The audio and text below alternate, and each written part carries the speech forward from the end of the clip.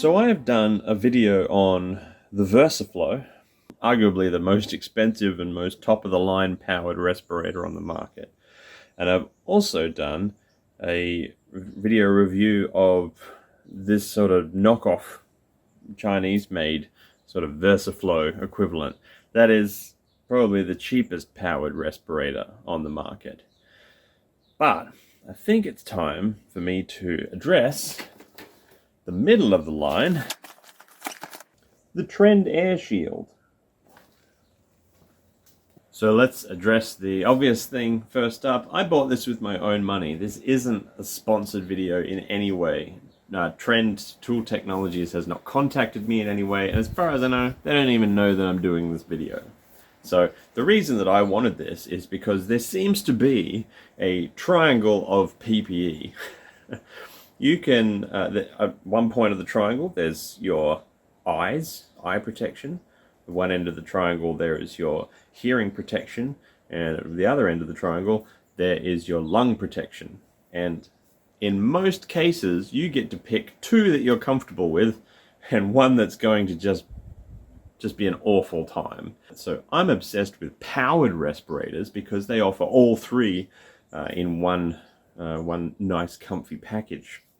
And mainly, they're very quick and easy to put on normally. So let's have a look at the construction of this thing and how it works, because I'm going to get out of the way. I really like it. I really like the Trend Airshield, and I even think that it's better for someone in my profession of knife making, better than a VersaFlow. However, it's got a major issue that I just really don't like. And because of it, I can't really recommend it to anybody. However, I'm on a bit of a mission to make it so that other people can use this without having to deal with this issue. So watch to the end of the video and I'll cover all of that then. So let's have a look at the build, how it's constructed and how it works. I'm going to say right out of the gate, these are not built as well as a VersaFlow helmet is. They're just not. But are they built well enough? Yeah, I mean, you can see the build quality is quite nice. It's nice thick plastic. It's surprisingly lightweight, even though all the mechanism's up here, but we'll get to that. The main difference you'll find between this and a VersaFlow helmet is that under here, this plastic shield just basically terminates. There's no subframe, no jawline subframe. The VersaFlow has a jawline subframe, making it much less likely to flex. This has a lot of flex, but only in the visor. Up here, solid as a rock. It's really quite nice. Inside, you've got basically the standard head wrap like you'd find on a welding mask or a face shield. So this is quite an extreme close-up, but I'll show you what I mean by putting it on.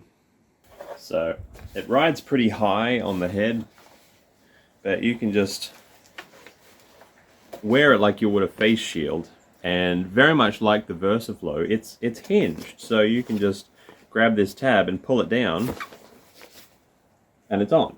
So getting this thing on and off is really easy. You just go pop, grab, and you're good to go. That's the entire put-on procedure.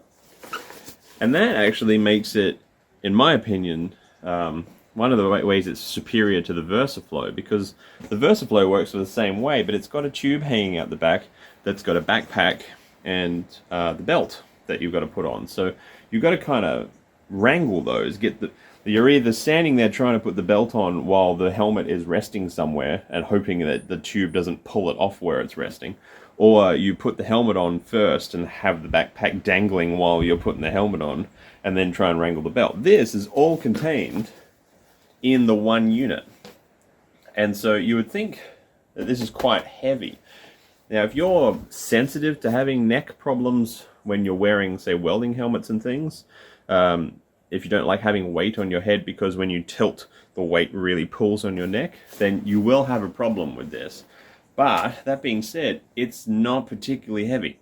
The whole thing is quite light, and that is due to its very simple construction. And don't take simple as meaning bad. It's simple in an elegant way. It doesn't need to do much because of how these things work. So let me just explain that. So on the helmet, it's got this gasket, just like the VersaFlow did. And the gasket creates a seal around the side of your head, over your ears, down your jawline, under your chin, and back around. So unlike a normal respirator that tries to create a perfect seal around your face and can struggle with facial hair and things like this, this is called a positive pressure helmet. So this seal that this gasket creates does not have to be perfect, which is quite cool. And the reason it doesn't have to be perfect is because positive pressure helmets suck air through filters and then pump it through these vents into the helmet, which means you can deliberately have holes like this one does. Deliberately have little holes all over it. No big ones, but little holes all over it. And the amount of air that's being pumped inside the helmet is so great that these holes are constantly forcing air out of them. And so long as air is being forced out of them at a great rate, nothing can get in. Even when you inhale, you couldn't inhale hard enough to overpower the fan that is in these things. And that's why it's called positive pressure. The pressure on the inside is greater than the atmospheric pressure outside, and thus air will always be flowing out of these holes and any small holes that little gaps around your ears and things where this gasket may not create a perfect seal. So it's a very simple, elegant design, and you can actually see it in effect if you open up this helmet, which is very easy to do. You just undo those clips, and that's the inside. So you can see you've got a dual filter system, which I like, because if one filter gets clogged, you'll still be able to breathe. These are removable and cleanable, which I also like, which means you're not forking out huge amounts of money for replacement filters all the time. And so it basically it's got a fan here, and that fan is connected up to your battery system. Now we'll get to how this works in a little bit. However, this fan is sucking air through this fork, and this fork is divvied into this side and this side. So it's sucking air through the filters, down through this fork, through here, and then down into the front of the helmet. So the only actual working part in this is this fan, which is a nice high volume fan.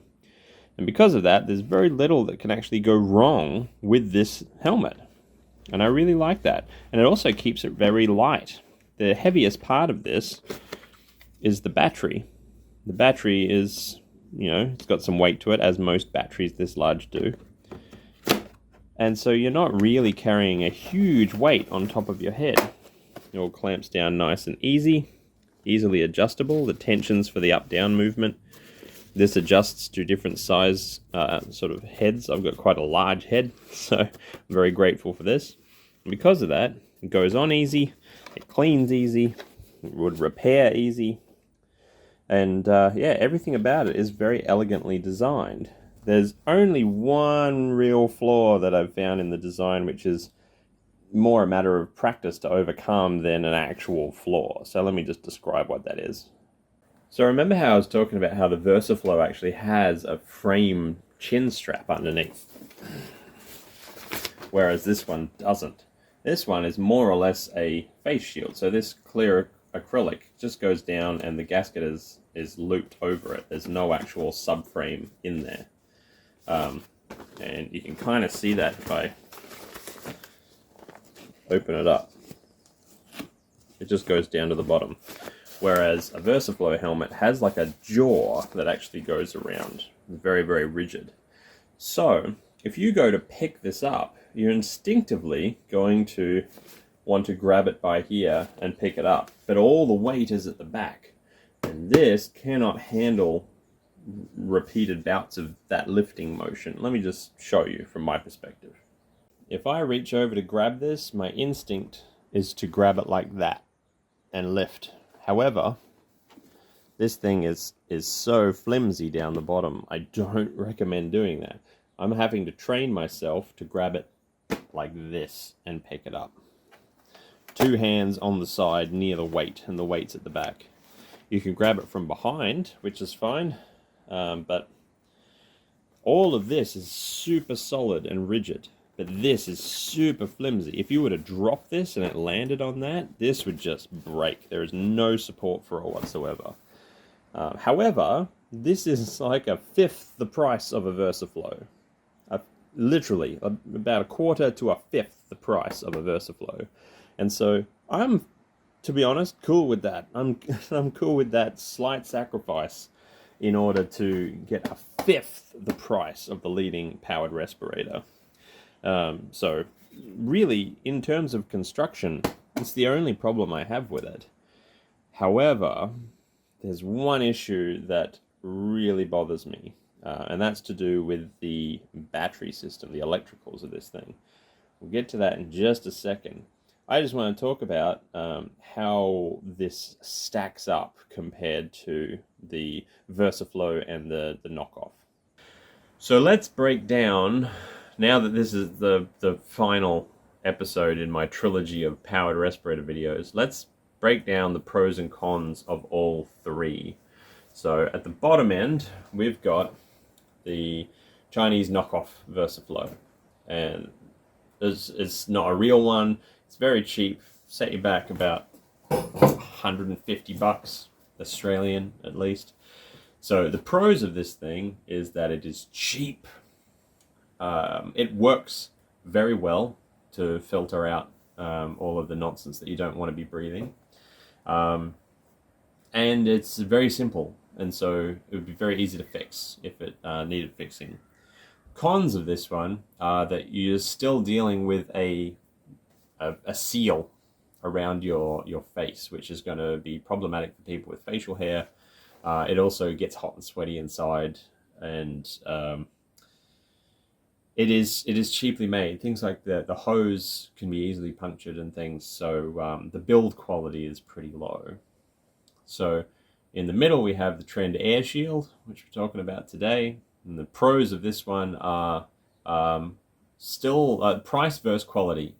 Is very reasonable. The next pro is that it is fully open, unlike the Chinese knockoff VersaFlow, the Schmersaflow.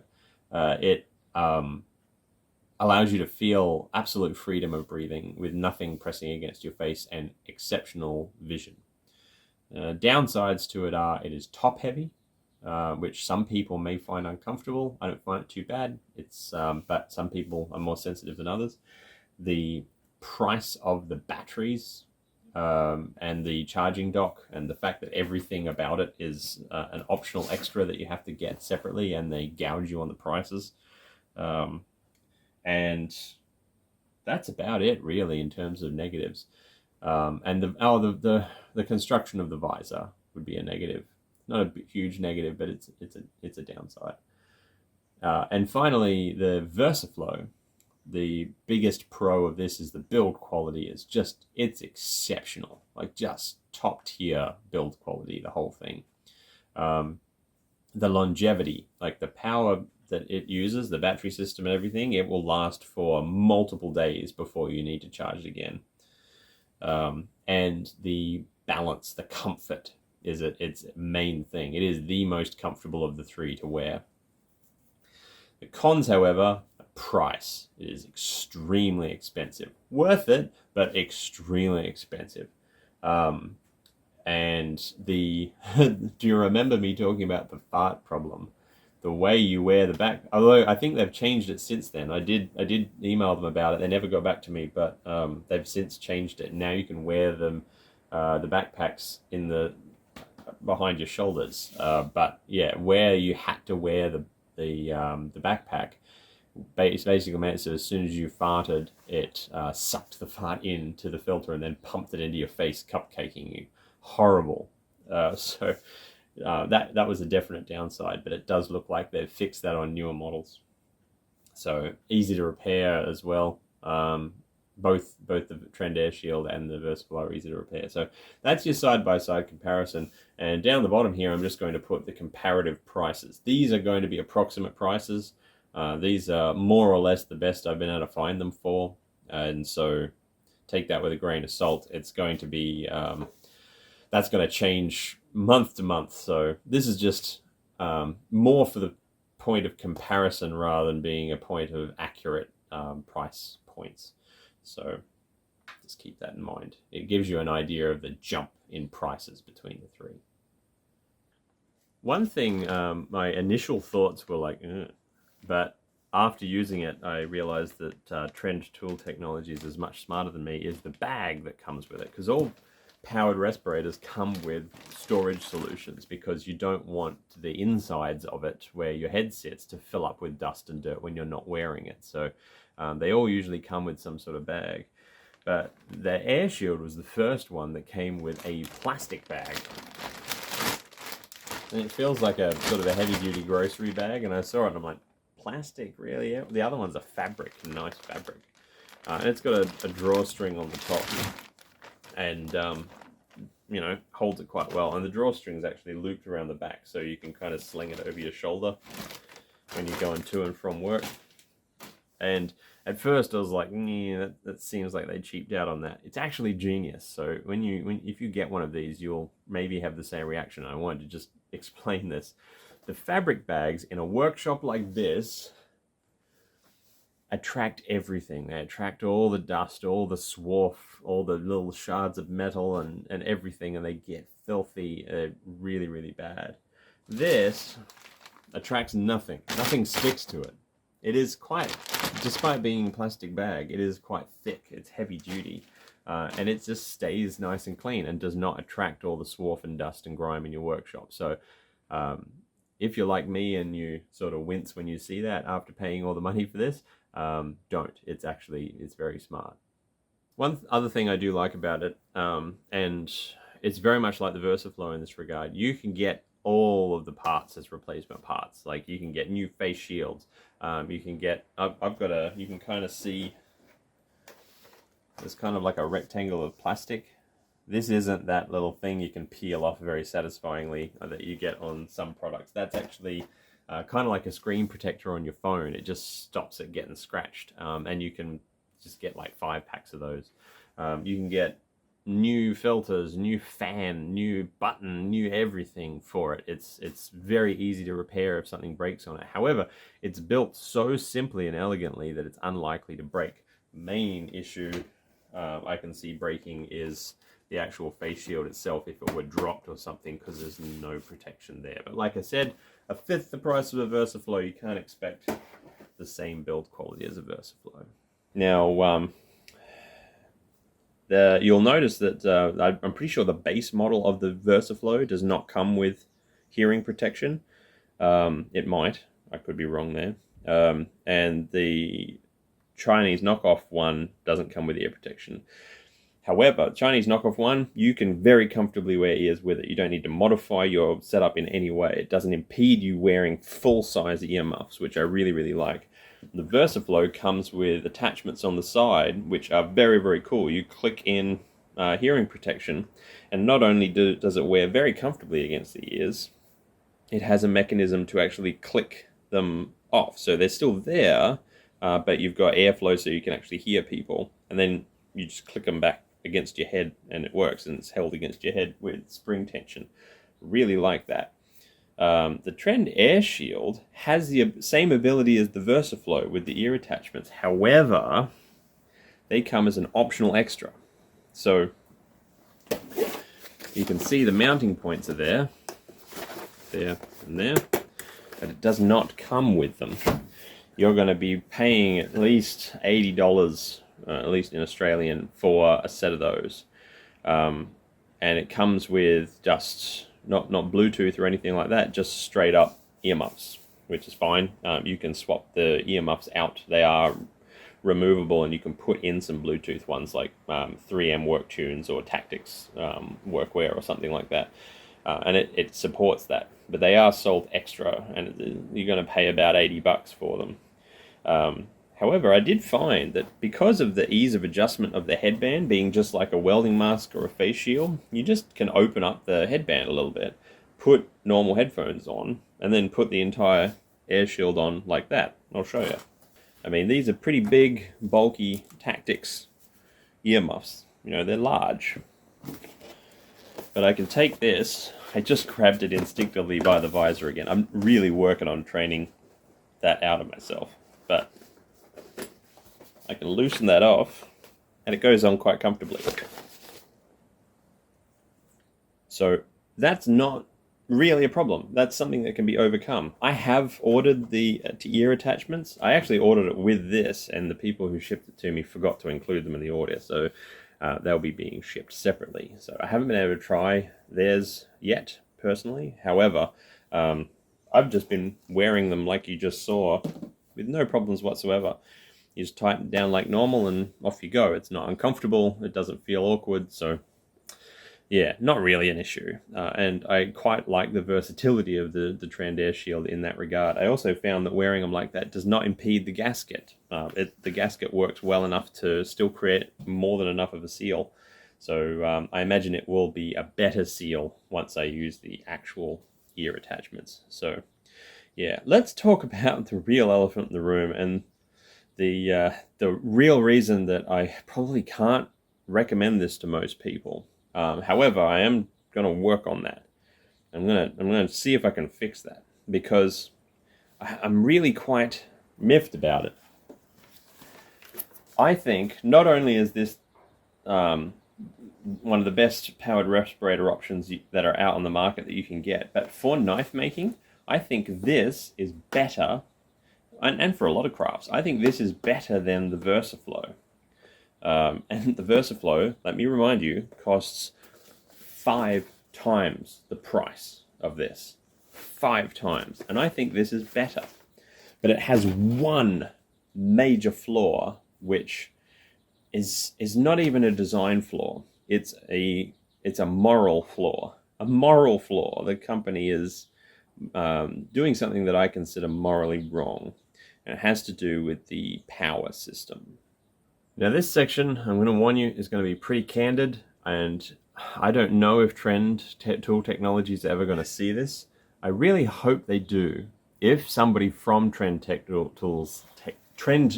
Tool Technologies, that's a mouthful, sees this, I would very much like them to reach out and get in touch, because if this was an innocent mistake and you want to fix it, I would really love to hear, and I would be very, very happy to help proliferate that information in any way that I can, that you are going to be changing this.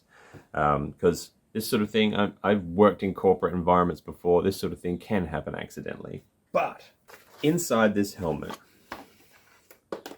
the electronics, as I showed, are very, very simple.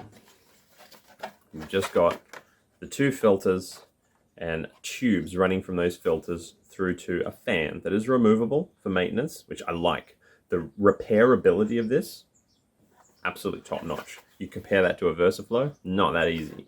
But very simple. You've got a power button, and you've got a little control box here, and then you've got that. Let me explain what's actually going on under this power box, because it's not as complicated as you'd think.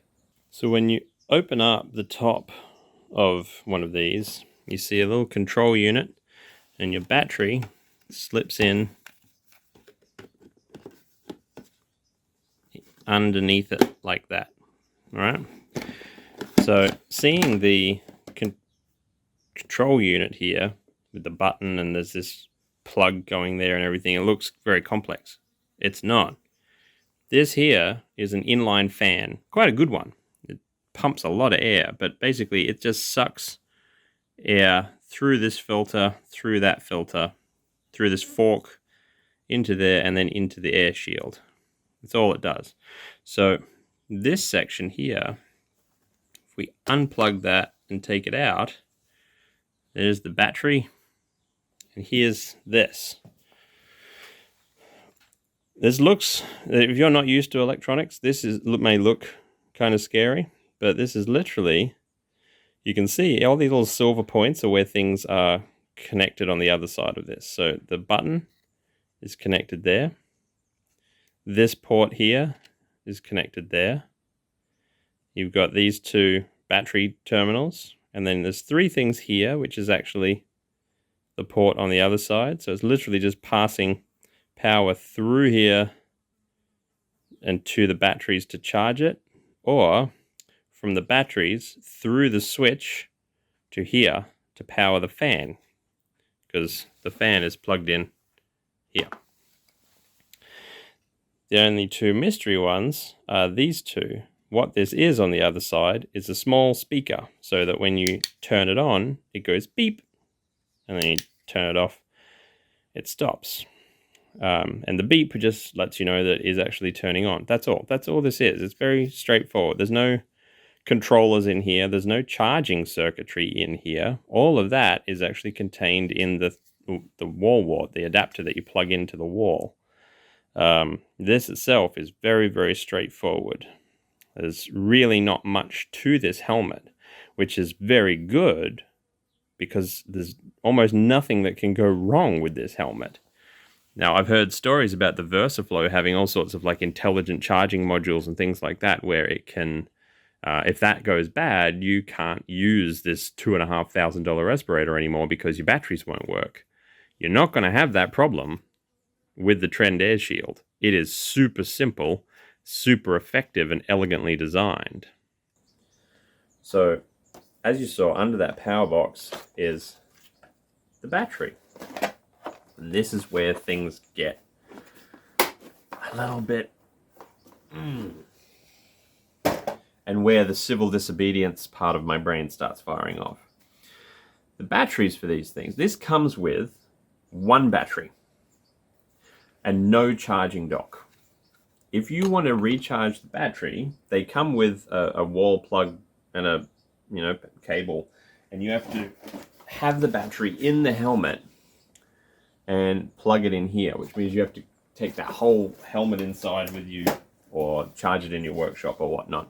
The batteries themselves, despite the fact that we're living in 2023, are nickel metal hydride batteries, which is fine. It's a fine battery. They're easier to recycle than lithium polymer, but they're very persnickety with maintenance and keeping them good. If you charge them wrong or use them incompletely, like you don't fully drain them before charging them again, or if they're left at a particular charge for a long time, they can sort of develop memories and go bad, and they need to be replaced.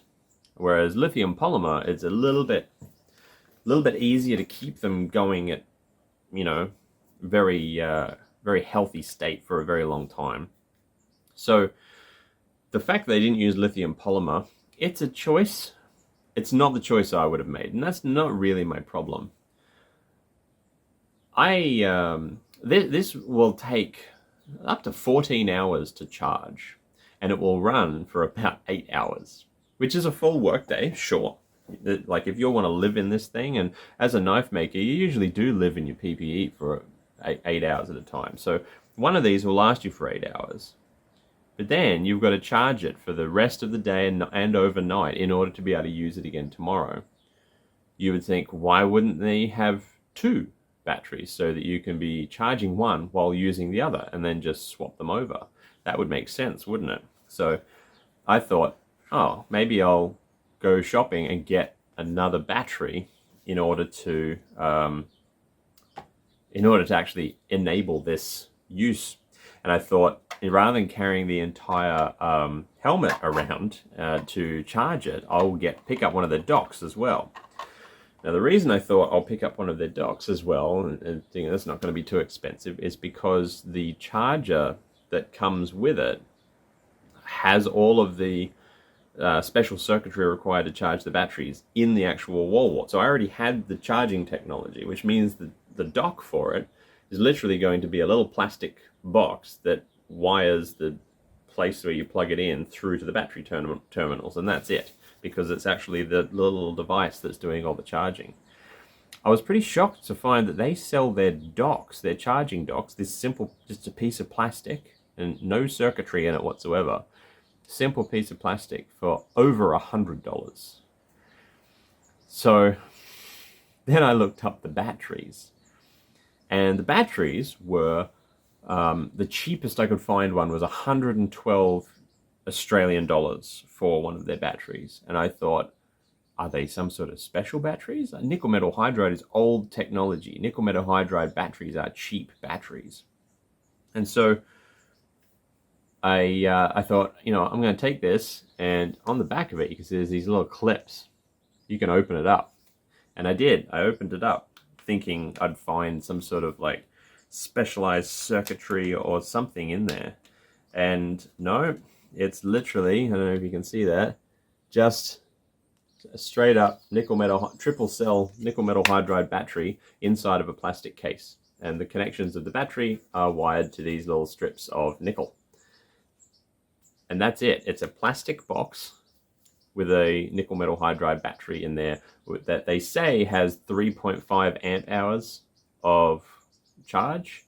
However, it's a triple cell battery, and I don't know about where you live, but where I live, 3500 is not divisible by 3. So it's more likely to be 3000 or possibly 3600, because that's nickel metal hydride cells only come in certain divisions of amp hour. So I looked up what it would cost to build one of these things. And even if I were to go the most expensive route that I possibly could, I looked up the battery inside, like the cells, nickel metal hydride cells, and I found this. Note the price. And then I thought, well, I don't have injection molding equipment to make the plastic thing. So what if I was to make a 3D model and send it off to somewhere to get it 3D printed professionally, which I have a 3D printer. I can do this at home, but I wanted to see if somebody didn't, how much would it cost them to get the enclosure made professionally, which is arguably the most expensive possible way a person could do this. And I found this. Also, take a note of the price. That means the most expensive way to make these batteries, this is just making one, not even bulk prices, gives you a grand total of this. And they're charging $112 minimum per battery. And even if they were paying full ridiculous retail, $112 a battery is extortion for such a simple piece of technology. So think of what this would actually cost if you were getting 1,000 made at a time, which that's a very low estimate of how many like mass production of these could be. If you were getting injection molded pieces made, they would probably get the plastic enclosure of this made for 80 cents to $1. And the batteries inside, if you can get them retail for this, you can probably expect that they'd be able to get them wholesale for half that price, being generous. So it's only costing them, what, $6-7 US to make one of these things? And that's being generous. It's probably less. And they're charging $112 for it, which is just extortion. For an otherwise great respirator, don't get me wrong, this section of the video is not me saying, don't go out and buy a Trend Airshield. I genuinely think it's the best of the 3 powered respirator options that are out there, the major 3 options. But this needs to be fixed. This needs to be sorted out. So I'm going to contribute to sorting this out. I grabbed my battery and I took some vernier calipers and took a lot of measurements, and I have 3D printed my own battery. This is their one, this is my one. And this fits in there just fine. I also went and 3D printed the dock. And I haven't sanded it down so it's smooth yet, but it works fine. It even works with their battery. And it cost me about $4 worth of 3D printer filament to print these things. I so firmly believe that the extortionate prices for their battery and dock should not be supported, that in the description below of this video, you will find links to download the 3D models for the battery and for the holder. And if you or somebody you know has any basic electrical engineering experience, like wiring stuff up, they will be able to turn those into functional versions of this tool. I'm even going to give links in the description below of where to get the components you'll need, the batteries, etc., at the best prices that at least I can find to make these work for you, because I do not want people supporting Trend Airshield's extortionate prices, because every time somebody actually buys one of those batteries or docks, it's validating them giving such an extortionate markup. It's a ridiculous markup for the prices that they can actually manufacture these things for. And given that people are forking out $500, $600, sometimes $700 for one of these, depending on where you get it from and where you live, there's no economic reason why the box, when you get it to your house, shouldn't come with 2 batteries and a charging dock, so that you can have one going on the charger while you're using the other one. Because frankly, they are so cheap to produce, so cheap. And that's why I want to give Trend Tool Technologies the benefit of the doubt. If anyone's watching this, this could have been an accident. Maybe you had that aspect of it designed by a third party and they did you dirty.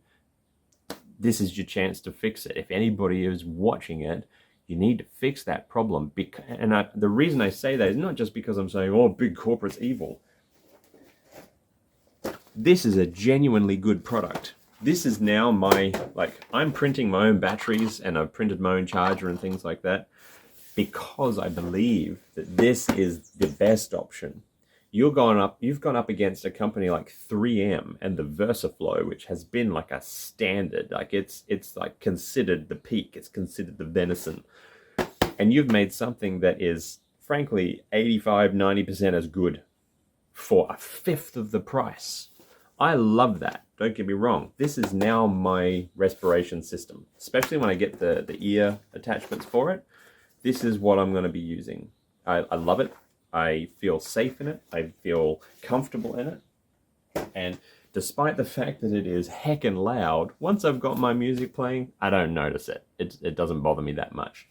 But this power issue has got to be fixed. It just has to be. And so if you're going to pick one of these up, and a big part of me recommends that you do if you're looking for a powered respirator solution, find somebody you know, or do it yourself. Take the 3D models below and get these made. I don't have the time to make them and sell them for people, but don't pay those prices. It's just ridiculous. In order to make this a functional respirator for your workflow, you're gonna need 2 batteries and you're gonna need a dock. And that dock is so that you can actually have one charging while the other is going. So yeah, I'm sorry this review is a bit ranty, but that really eats at me. I paid good money for this helmet. All up, I think it was, to get the helmet, the ear defenders, and the shipping to me, because it's a bulky item, it was over $700. And so to give over that much money, I have to do an aside here. I'm able to actually fork out this kind of money because I've been saving up my Patreon contributions in order to be able to get this sort of thing, to review it so that you guys can learn from my purchases. All of the respirators that you've seen has been due to Patreon activity. So huge thank you to my Patreon supporters. This lot are just the most epic bastards you'll ever find. Love you guys, and big thank you. I wouldn't have been able to fork out for this if it wasn't for your support. So but after forking out over $700 for this thing, 2 batteries and a dock in the box, and hell, I can understand the ears not being in there because it's so easy to wear them with your normal ears. I can get behind that and make them an extra. If that was the only thing that was an optional extra, I could get behind that. But yeah, fix the battery problem, guys. It's not hard. It's really not hard.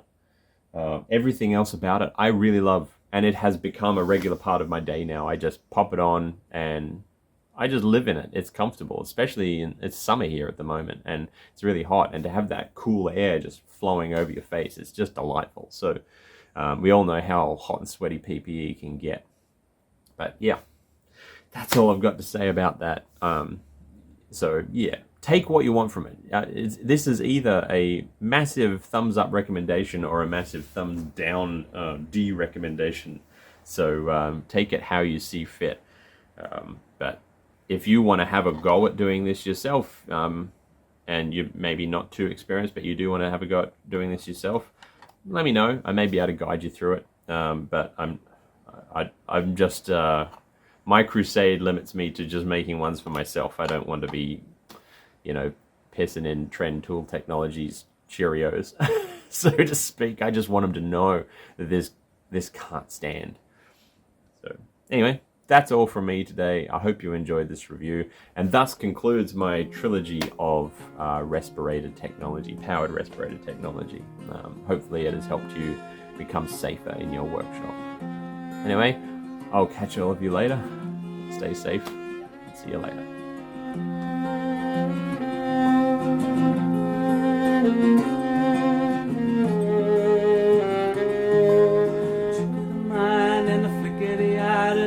Of her lips in a haunting time, said the ghost tread the boards, covered in the